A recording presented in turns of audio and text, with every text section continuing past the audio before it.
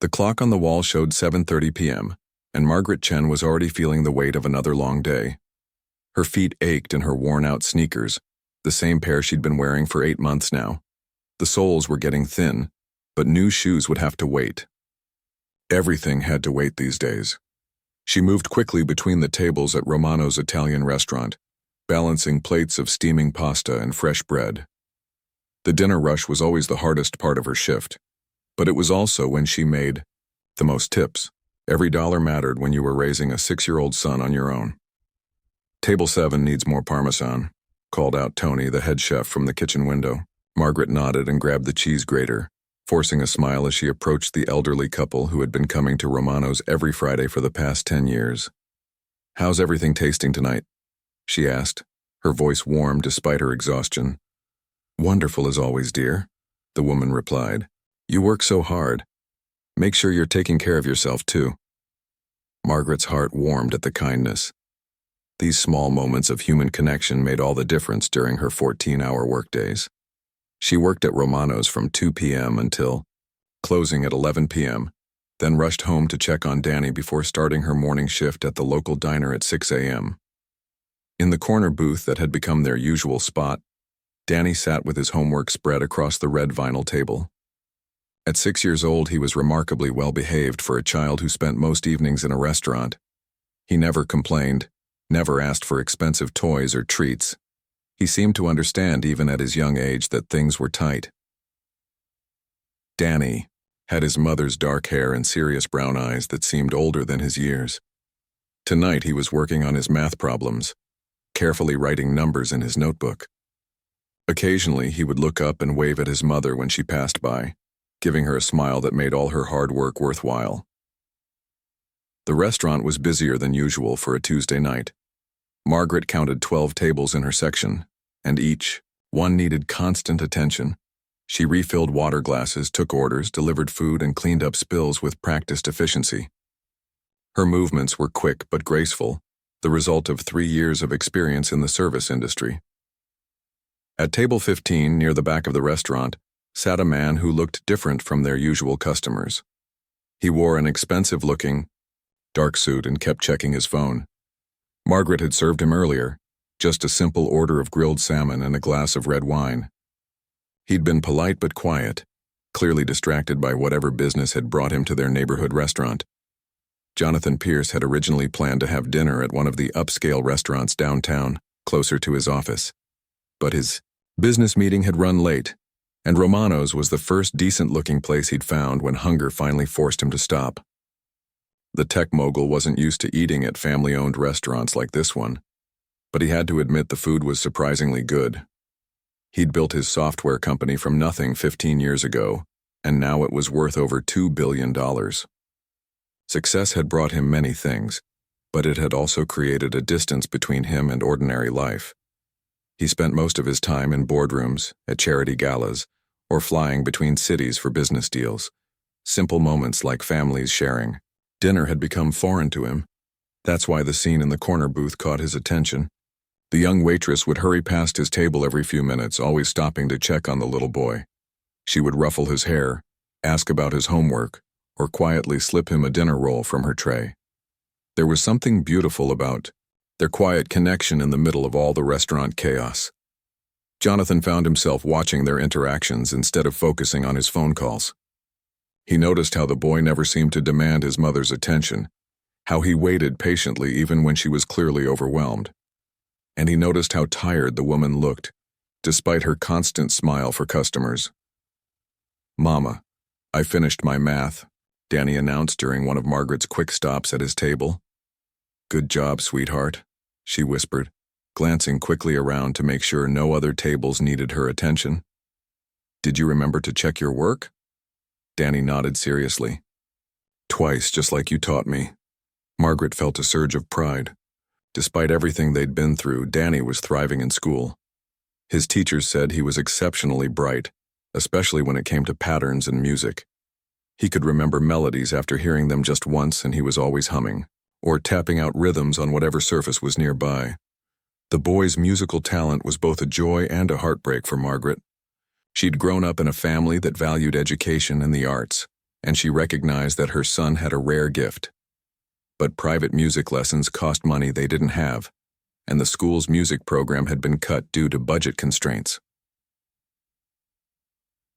"Can I color now?" Danny asked, pulling out a worn coloring book and a small box of crayons. "Of course, baby. Just keep it neat, okay?" As Margaret returned to her tables, she caught a glimpse of the man in the expensive suit watching their interaction. She felt a flutter of worry. Was Danny being too loud? Were they bothering other customers?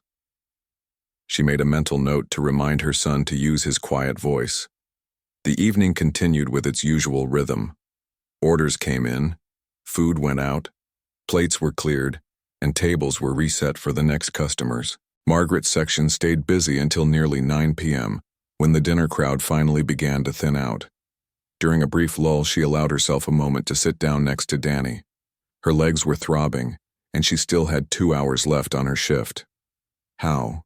Was school today?" she asked, genuinely interested despite her exhaustion. "Good," Danny replied, not looking up from his coloring. "We learned about different countries in geography. Did you know that in some places kids start learning piano when they're really little?" Margaret's heart squeezed. "That sounds wonderful, honey." "Maybe someday I could learn too," Danny said hopefully, still focused on staying inside the lines of his coloring page. "Maybe someday," Margaret agreed softly, though she had no idea how she could make that happen. From his table across the room, Jonathan Pierce had overheard this quiet conversation. Something about the boy's innocent hope and the mother's gentle response stirred something inside him that had been dormant for years. He found himself thinking about his own childhood, about the piano lessons his parents had insisted on, about opportunities he'd taken for granted. The restaurant's atmosphere was warm and inviting, with soft lighting and the gentle sound of conversation, mixing with classical music playing softly in the background. It was the kind of place where families came to celebrate birthdays and anniversaries, where first dates happened and business deals were discussed over shared appetizers. But tonight, for Jonathan Pierce, it was becoming something more meaningful than just another dinner spot. It was a window into a world he'd forgotten existed, a world where small gestures mattered, where love was expressed through patience and sacrifice, and where dreams were quietly nurtured, even when resources were scarce. As he watched Margaret return to her work, moving between tables with practiced efficiency while keeping one eye on her son, Jonathan began to understand that he was witnessing something precious. This wasn't just a tired waitress and a well-behaved child. This was a story of resilience, determination, and unconditional love playing out in real time. And though he didn't know it yet, this ordinary Tuesday evening was about to become anything but ordinary. The restaurant had finally settled into the quieter rhythm of late evening. Most of the dinner crowd had left, and only a handful of tables remained occupied. Margaret felt the familiar relief that came with surviving another busy night, though her shift wouldn't end for another hour. She was wiping down table 12 when she noticed Danny had stopped coloring. Her son was staring across the restaurant with an expression she'd seen before, a look of pure longing mixed with curiosity. Following his gaze, Margaret spotted what had captured his attention. In the restaurant's front lobby area sat an old upright piano, its dark wood gleaming under the soft lighting. Romano's had inherited the instrument from the previous owners, and it had become more of a decoration than anything else. Occasionally, during special events, someone would play a few songs, but most nights it sat silent and untouched. Danny had noticed the piano on his first visit to Romano's 3 years ago, and he'd been fascinated by it ever since. Margaret often caught him staring at it during quiet moments, his small fingers moving as if he were playing invisible keys on the table. "Mama," Danny whispered when she came to check on him. "Do you think anyone would mind if I just looked at the piano up close?" Margaret glanced around the restaurant. The remaining customers were deep in conversation and Tony was busy cleaning the kitchen. Mr. Romano, the owner, had left earlier in the evening. The lobby area was empty, I suppose. "It would be okay if we're very quiet," she said, taking his hand. "But just for a minute, and then you need to come back to the table." Danny's face lit up with excitement as they walked toward the front of the restaurant. Up close, The piano was even more beautiful than it appeared from their corner booth. The bench was worn smooth from years of use, and the keys showed the gentle wear that comes from being loved and played. "It's so pretty," Danny breathed, reaching out to touch the smooth wood but stopping just short. "Do you think it makes beautiful music?" "I'm sure it does, sweetheart," Margaret replied, glancing nervously at the few remaining customers. She couldn't afford to get in trouble for letting Danny disturb the other diners. But as she watched her son's face, something tugged at her heart. Danny had so few opportunities to explore the things that interested him. Their small apartment had no room for a piano, and even a cheap keyboard was beyond their budget. The library had computers where Danny sometimes watched piano tutorials on YouTube, but he'd never actually touched real piano keys. "Would you like to sit on the bench?" Margaret found herself asking. "Just for a second to see what it feels like." Danny's eyes went wide. "Really? I can do that?" Margaret looked around once more. The restaurant was quiet, and she had a few minutes before she needed to check on her remaining tables. "Okay, but we have to be very, very quiet." She lifted Danny onto the piano bench, and he immediately straightened his posture the way he'd seen pianists do in the videos he watched. His small hands hovered over the keys, not quite touching them. "Go ahead," Margaret whispered, "just play softly." Danny's right index finger pressed down on middle C, and the single note rang out clear and pure in the quiet restaurant. His eyes closed as if he were memorizing the sound. Then, slowly, he began to play. What happened next took Margaret's breath away. Danny's small fingers moved across the keys with a confidence that seemed impossible for a 6-year-old who had never taken a lesson. The melody that filled the restaurant was hauntingly beautiful. The opening notes of Chopin's Minute Waltz played with a precision and feeling that made Margaret's heart skip. She had heard Danny hum this melody countless times. He'd discovered it in one of his YouTube searches and had become obsessed with it, tapping out the rhythm on their kitchen table and humming it while he did his homework. But she had never imagined he could actually play it. The conversation at the remaining tables gradually died away as the music filled the space. Margaret felt panic rising in her chest. This was exactly what she'd been afraid of. They were drawing attention, disturbing the other customers. But when she looked around, she didn't see annoyed faces. Instead, she saw wonder. An elderly man at table 3 had stopped mid-sentence, his fork halfway to his mouth. A young couple near the window had turned in their chairs to get a better view of the piano. Even Tony had emerged from the kitchen, wiping his hands on his apron as he listened. Danny continued playing, completely lost in the music. His technique wasn't perfect. His hands were still too small to reach some of the chord progressions properly. But there was something magical about the way the melody flowed from his fingers. It was as if the music had been waiting inside him all along, just looking for a way out. From his table in the back, Jonathan Pierce had frozen with his wine glass halfway to his lips. He had studied piano for 12 years as a child, had performed in recitals and competitions. He knew talent when he heard it, and what he was hearing was extraordinary. This wasn't a child pecking out "Twinkle, Twinkle, Little Star." This was a complex classical piece being played with genuine musicality by someone who couldn't possibly have had formal training. The boy's timing was impeccable, his phrasing natural and expressive. Most adult amateur pianists couldn't play Chopin with this level of sensitivity. Jonathan found himself leaning forward, studying Danny's hand position and technique. The child was completely self-taught. That much was obvious from a few technical imperfections, but his natural instinct for the music was remarkable. He played with his whole body, swaying slightly with the rhythm, his face reflecting every emotional nuance of the piece. As the waltz reached its delicate middle section, Danny's touch became even softer, the notes floating through the restaurant like whispered secrets. Margaret watched in amazement as her son's personality transformed at the piano. The quiet, serious little boy became someone confident and joyful, speaking a language that needed no words. The other customers had stopped pretending to eat or talk. Everyone in the restaurant was listening, drawn into the spell of the music. Even the soft background music that usually played had somehow been turned off, leaving Danny's piano as the only sound. When Danny reached the final flourish of the waltz, his small hands dancing across the keys in the piece's signature rapid passages, the entire restaurant held its breath. The last notes hung in the air for a moment before fading into silence. Then the applause began. It started with the elderly man at table 3, who began clapping slowly and deliberately. The young couple joined in, then Tony from the kitchen, then everyone else. The sound filled the restaurant, warm and appreciative and genuine. Danny looked up from the piano, suddenly aware that he'd been performing for an audience. His cheeks flushed red, and he looked to his mother with a mixture of pride and embarrassment. Margaret felt tears stinging her eyes.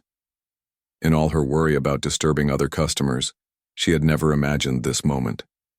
Her son, her beautiful, talented, impossible son, had just moved a room full of strangers with his music. "That was incredible, young man," called out Tony from the kitchen doorway. "Where did you learn to play like that?" Danny looked down shyly. "YouTube," he said quietly, which made several people chuckle. "YouTube?" Tony repeated in amazement. "You learned Chopin from YouTube?" Margaret quickly lifted Danny from the bench, her face burning with a mixture of pride and embarrassment. "I'm so sorry," she said to the room in general. "We didn't mean to disturb anyone." "Disturb us?" The elderly man stood up from his table. "Young lady, that was the most beautiful thing. I've heard all week your son has a gift." The applause gradually faded, but the magic of the moment lingered in the air like the last notes of Danny's performance. Margaret felt her cheeks burning as she gently guided her son back toward their corner booth, murmuring quiet thank yous to the customers who continued to smile and nod in their direction. "That was amazing, sweetheart," she whispered to Danny as they walked. "But we should let these nice people finish their dinner in peace." Danny nodded, still glowing from the attention, but clearly overwhelmed by what had just happened. He had never played for anyone other than his mother before, and certainly never for a room full of strangers. The experience felt like a dream. As they settled back into their booth, Margaret tried to refocus on her work. She still had tables to clear and bills to prepare, even though the evening's unexpected concert had thrown her completely off schedule. But she couldn't stop stealing glances at her son, who sat quietly with a small smile playing at the corners of his mouth. Meanwhile, Jonathan Pierce remained frozen at his table, his mind racing. In his 15 years of building his tech empire, he had developed a sharp eye for recognizing exceptional talent. He had hired brilliant programmers, innovative designers, and visionary marketers. But what he had just witnessed was something entirely different. Raw, untrained genius that took his breath away. He thought about his own childhood piano lessons, the expensive instructors his parents had hired, the years of scales and exercises, and recitals. He had been a competent student, even a good one, but he had never possessed the natural musicality that this 6-year-old boy had just displayed. The child had played Chopin, not simplified arrangements or beginner versions, but the actual minute waltz in all its technical complexity, and he had played it with soul, with understanding, with the kind of musical instinct that couldn't be taught. Jonathan signaled for his check, but instead of leaving immediately, he found himself walking toward the front counter where Tony was, finishing up the evening's paperwork. The chef looked up with a smile that was still touched by amazement. "That was something else, wasn't it?" Tony said, shaking his head. "In all my years working here, I've never seen anything like that. That kid's got magic in his fingers." "The boy who just played," Jonathan said carefully. "Does he come here often?" "Danny. Oh yes, he's here almost every night with his mother. Sweet kid. Never causes any trouble. Just sits in that corner booth doing his homework while Margaret works." Tony's expression grew more serious. "She's a good woman. Works harder than anyone I know. Been through a lot, that family." Jonathan felt something stir in his chest. "What do you mean?" Tony glanced around to make sure Margaret was out of earshot before continuing. "Lost her husband in a car accident about 3 years ago. Danny was just a toddler then. She's been working 2 jobs ever since, trying to make ends meet. Works here in the evenings, then gets up at dawn to work the breakfast shift at Miller's Diner across town." The weight of this information settled heavily on Jonathan's shoulders. 2 jobs. A 6-year-old spending his evenings in a restaurant booth. A widow struggling to survive while raising a child with extraordinary talent. Does the boy take piano lessons? Jonathan asked, though he suspected he already knew the answer. Tony laughed, but not unkindly. Piano lessons? On what Margaret makes. She can barely afford to keep the lights on. That kid learned everything he knows from watching videos at the library. Can you believe that? YouTube and library computers, and he plays like he's been studying at a conservatory. Jonathan's throat tightened. He thought about his own children, grown now, both successful in their own right, and how easily opportunities had come to them. Private lessons, expensive instruments, prestigious schools, things he had provided without a second thought because he could afford them. She's saving up for Christmas, Tony continued, warming to the subject. Wants to buy Danny one of those little electronic keyboards. Been putting aside $5 or $10 a week when she can. Breaks my heart, really. Kid's got the talent to play Carnegie Hall someday, and she's scraping together money for a toy piano.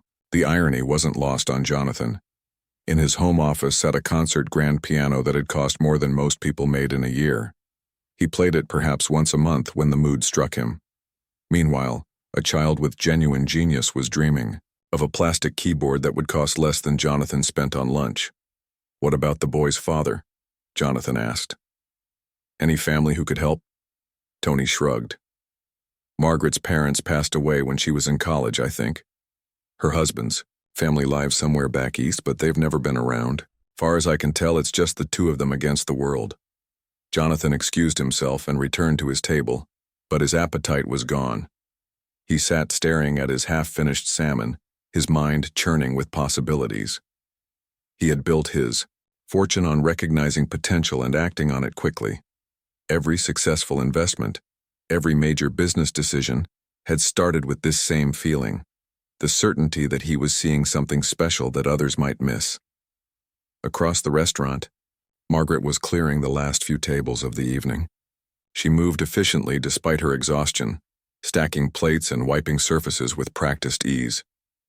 Every so often, she would glance over at Danny, who had returned to his coloring book, but kept looking wistfully toward the piano.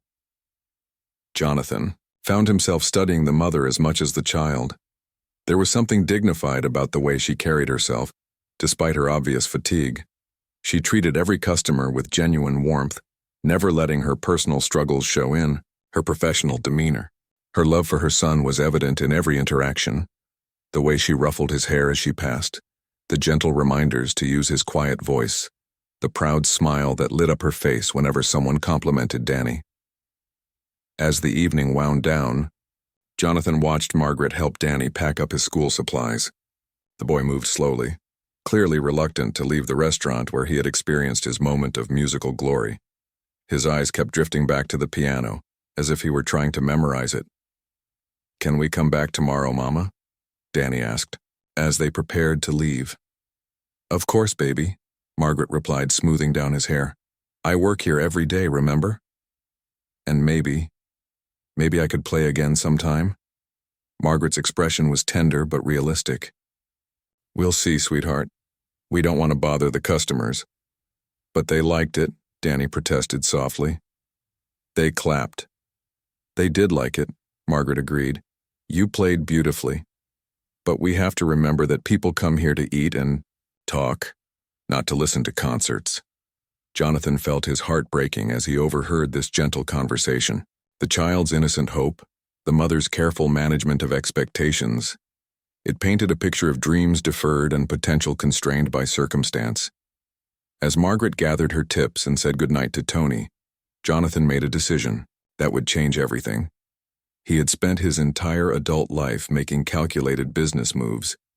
But this felt different. This felt personal in a way that surprised him. He pulled out his phone and began making calls. The first call was to his assistant, instructing her to clear his schedule for the next morning. The second was to an old friend who ran a prestigious music academy in the city. The third was to his lawyer, asking about the logistics of anonymous charitable giving. By the time Margaret and Danny left the restaurant, walking hand in hand into the cool night air, Jonathan Pierce had already set in motion a series of events that would transform their lives forever. But for now, he simply sat in the quiet restaurant, listening to the echo of a 6-year-old boy's piano playing and planning how to turn dreams into reality. Margaret woke up the next morning with an unusual lightness in her chest. As she prepared for her early shift at Miller's Diner, she couldn't stop thinking about the previous evening. The image of Danny at the piano, his small face glowing with pure joy as music flowed from his fingers, played over and over in her mind like a beautiful dream. She had always known her son was special, but seeing him touch the hearts of complete strangers had filled her with a pride so intense it almost hurt. For those few magical minutes, all their struggles had seemed worth it. Danny's gift had been witnessed, appreciated, celebrated. At the Diner, Margaret moved through her morning routine with more energy than usual. She served coffee and eggs to the regular customers, chatted with the truckers stopping for breakfast, and even found herself humming, something she rarely did during the exhausting morning shifts. "You're in a good mood today," observed Linda, the other waitress working the morning shift. "Did something happen?" Margaret smiled as she refilled a customer's coffee cup. "Danny played piano last night at Romano's just for a few minutes, but everyone loved it. I've never seen him so happy." "That boy of yours is something special," Linda said warmly. "I keep telling you, he's going to do great things someday." Margaret nodded, though the practical part of her mind quickly reminded her that great things required opportunities they couldn't afford. But for now, she allowed herself to hold on to the joy of the previous evening. Meanwhile, across town, Jonathan Pierce was having the most productive morning he'd experienced in months. His assistant had connected him with Dr. Elizabeth Hoffman, the director of the Metropolitan Music Academy, who had agreed to meet with him on short notice. "I have to tell you, Mr. Pierce, what you're describing sounds almost impossible," Dr. Hoffman said as they sat in her elegant office surrounded by portraits of famous musicians. "A 6-year-old playing Chopin with no formal training? I've been teaching music for 30 years and I've never encountered anything quite like that." "I know how it sounds," Jonathan replied, "but I saw it with my own eyes. The boy has something extraordinary. Not just talent, but genuine musical understanding. It's the kind of gift that comes along maybe once in a generation." Dr. Hoffman leaned back in her chair, intrigued despite her skepticism. "Even if what you're saying is true, there are practical considerations. Our youngest students are typically 8 or 9 years old. We have prerequisites, audition processes, waiting lists. What if all of that could be waived?" Jonathan asked. "What if money wasn't an object?" The director raised an eyebrow. Jonathan Pierce's reputation preceded him. Everyone in the city knew about his business success and his philanthropic efforts. If he was willing to fund a scholarship, that changed everything. "Well, in that case, we would need to hear the child play," Dr. Hoffman said carefully. "If he's truly as gifted as you describe, we could certainly make arrangements. But Mr. Pierce, may I ask why you're interested in helping this particular family?" Jonathan was quiet for a moment, considering his answer. "Sometimes you witness something that reminds you of what really matters. This boy has been given an incredible gift and his mother is working herself to exhaustion trying to provide for him. If I can help nurture that talent, maybe prevent it from being wasted, it seems like the right thing to do." While Jonathan was arranging Danny's future, Margaret was finishing her morning shift and preparing for another evening at Romano's. She picked Danny up from his after-school program, and they walked together toward the restaurant. "Mama, do you think Mr. Tony would let me play the piano again tonight?" Danny asked as they approached Romano's familiar entrance. "We'll see, sweetheart," Margaret replied. "Remember what we talked about? We can't make it a regular thing. The piano is there for decoration, not for concerts." But when they walked into the restaurant, something was different. There was an unusual amount of activity near the front entrance. Margaret could see Tony talking animatedly with 2 men in work uniforms, and there seemed to be some kind of commotion in the lobby area. "Margaret," Tony called out when he spotted her. "Perfect timing. We've got a situation here, and I could use your help figuring it out." Confused, Margaret approached the front of the restaurant, Danny close beside her. What she saw there made her freeze in disbelief. Where the old upright piano had stood just 24 hours earlier, there was now a magnificent black grand piano. It gleamed under the restaurant's lights like a precious jewel, its polished surface reflecting the amazed faces of everyone gathered around it. "I don't understand," Margaret whispered, her hand instinctively reaching for Danny's shoulder. "What happened to the old piano?" "That's what we're trying to figure out," Tony said, scratching his head.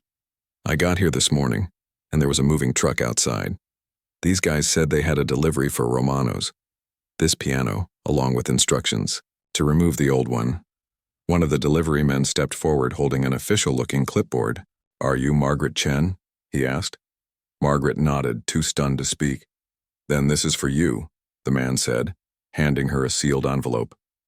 "The piano comes with specific instructions that it belongs to your son, Danny. We're just storing it here temporarily until you can arrange for its permanent placement." Margaret's hands shook as she opened the envelope. Inside was a letter written on expensive letterhead, along with what appeared to be several official documents. "Dear Danny," she read aloud, her voice barely above a whisper. "Your performance last night reminded me why music matters. This piano is yours along with a full scholarship to the Metropolitan Music Academy. Some gifts are too precious to waste. Please don't let anyone tell you that dreams are impractical. The world needs your music. A friend who believes in your talent." Margaret read the letter 3 times before the words began to make sense. Danny stood beside her, his eyes wide as he stared at the beautiful piano that was somehow, impossibly his. "Is this real, Mama?" he asked softly. Margaret looked at the official scholarship documents, each one bearing official seals and signatures. The Metropolitan Music Academy, she had heard of it, of course. It was one of the most prestigious music schools in the country, the kind of place where future concert pianists and composers were trained. "I think it is real, baby," she whispered, tears beginning to blur her vision. Tony was reading over her shoulder, his expression growing more amazed by the second. "Margaret, do you know what this means? This scholarship, it's worth more than most people make in 5 years. And this piano," he gestured at the magnificent instrument. "This is a Steinway Grand. These things cost as much as a house."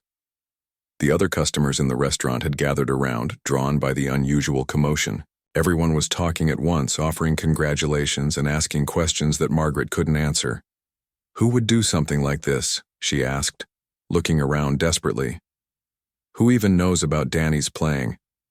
"Someone who was here last night," Tony said thoughtfully. "Someone who heard him play and recognized what they were seeing." Margaret thought back to the previous evening, trying to remember who had been in the restaurant during Danny's impromptu performance. There had been the elderly couple, the young man and woman by the window, a few other tables. There was a man, she said suddenly, at table 15. He was there the whole evening, but he was quiet. He was wearing an expensive suit and he kept checking his phone. Tony nodded. "I remember him. Seemed like a businessman, maybe. He paid his check and left right after Danny played." Margaret stared at the piano, overwhelmed by the generosity of someone she didn't even know. In her 28 years, no one had ever done anything like this for her family. The kindness was so unexpected, so extraordinary that she didn't know how to process it. Can I try it?" Danny asked hesitantly, looking up at his mother with hopeful eyes. Margaret looked around at the gathered crowd, all of them nodding, encouragingly. She thought about the letter's words. "Dreams aren't impractical, the world needs your music." "Yes, sweetheart," she said, lifting him onto the piano bench. "It's yours now. You can play whenever you want." 6 months had passed since that magical evening when Danny's life changed forever, and Margaret still sometimes felt like she was living in a dream. She stood in the wings of the Metropolitan Music Academy's concert hall, watching her son adjust, his bow tie with the same serious concentration he brought to everything in his life. "Nervous, sweetheart?" she whispered, kneeling down to his level. Danny shook his head, but Margaret could see the excitement dancing in his eyes. "Not nervous, Mama. Just ready." The transformation in her son over the past months had been remarkable. The shy 6-year-old who used to do homework in restaurant booths had blossomed into a confident young musician. He still had the same gentle nature and thoughtful eyes, but there was a new spark in him, the glow that comes from having dreams nurtured instead of deferred. At the Metropolitan Music Academy, Danny had found his place among other young musicians who understood his passion. His teacher, Mrs. Rodriguez, had quickly recognized what everyone at Romano's had witnessed that night. Danny possessed not just technical ability, but the rare gift of musical storytelling. He doesn't just play the notes, Mrs. Rodriguez had told Margaret after Danny's first month of lessons. He understands what the composer was feeling. It's the kind of intuition you can't teach. The scholarship had covered everything: lessons, books, even a small stipend that allowed Margaret to reduce her hours at the diner. For the first time in years, she could breathe a little easier. The mysterious benefactor had also arranged for the Steinway piano to be moved to their new apartment, a bright, spacious place that felt like a palace compared to their old cramped rooms. Margaret had tried countless times to discover who had changed their lives so dramatically. She had asked everyone at Romano's, searched through the restaurant's receipts from that night, even hired a private investigator with part of her savings. But whoever had orchestrated this miracle had covered their tracks well. Tonight was Danny's first public recital, and Margaret's heart swelled with pride as she watched him walk confidently onto the stage. The concert hall was packed. Parents, teachers, and music lovers from across the city had come to hear the young students perform. In the back row, partly hidden by shadows, sat Jonathan Pierce. He had attended every one of Danny's lessons, always, arriving early and leaving quietly. Tonight, however, he had no intention of remaining invisible. The time had come to reveal himself, but first he wanted to hear what 6 months of proper training had done for the boy's extraordinary talent. Danny took his place at the grand piano, a twin to the one now sitting in his living room, and placed his small hands on the keys. The audience fell silent, and for a moment the only sound in the hall was the soft whisper of the air conditioning. Then Danny began to play. He had chosen Chopin's Nocturne in E-flat major, a piece that had become his signature over the past months. But this wasn't the same child who had amazed diners at Romano's 6 months ago. This was a young artist who had learned to channel his natural gift through proper technique and deeper understanding. The melody flowed from his fingers like liquid, silver, each note perfectly placed and emotionally charged. Margaret watched from the wings as her son transported the audience to another world, a place where beauty and sadness danced together in perfect harmony. In the back row, Jonathan Pierce felt tears gathering in his eyes. He had made many investments in his life, but none had yielded returns like this. The money he had spent was nothing compared to the privilege of witnessing this transformation. As Danny played, Margaret found herself thinking about the journey that had brought them here. The long nights at Romano's, the double shifts at the diner, the constant worry about making ends meet, all of it had led to this moment. Her son, her beautiful, talented son, was sharing his gift with the world, the nocturne built to its emotional climax. Danny's fingers dancing across the keys with the confidence of someone far beyond his years. The audience was completely still, held captive by the music flowing from this small boy's heart. When the final notes faded into silence, the applause was thunderous. People rose to their feet, and Margaret could see tears on many faces in the audience. Danny stood and bowed, his face glowing with joy and accomplishment. As the other students performed their pieces, Margaret made her way to the lobby to wait for Danny. She was greeting other parents and accepting their congratulations when she noticed a familiar figure approaching. It was the man from Romano's, the quiet businessman who had been there the night Danny first played. He looked different now, less formal, but Margaret recognized him immediately.